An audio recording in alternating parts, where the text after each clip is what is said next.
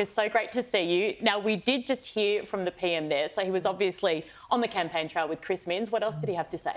Well, it's interesting because in your interview, you spoke to Peter Dutton about this, what he calls a beltway issue. But look, make no mistake, Erin, that these things happen deliberately. Now, this was the 5th day that Anthony Albanese has spent on the ground campaigning with Chris Minns, compared to, let me just check my notes, 0 days that Peter Dutton has been with the Premier, Dominic Perrottet. Today they were in the inner west seat of Balmain, which used to be a Labor-held seat, but it's gentrified and the Greens have held it for the past 12 years, so they're hoping to win it back.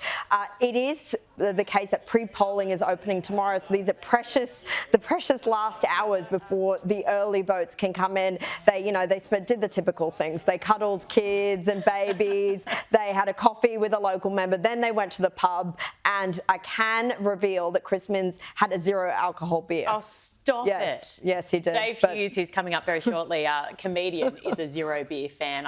It appeals to me on no level, but it's very good. Maybe it plays well in the inner west of Sydney. Oh, look, I don't know if it'd go so well. Maybe the inner west, certainly not the outer west. Exactly. What about TV executive Brian Walsh? Really sad news. And I mean, there's always lovely tributes, but they're thick and fast for him. They really are, and you can feel this real, genuine sense of sadness around the studios at Foxtel today. I mean, we've heard from some high-profile celebrities. He launched the careers, as we've heard all day, of Nicole Kidman, Kylie Minogue, Hugh Jackman, Guy Pearce, who tweeted about him as well.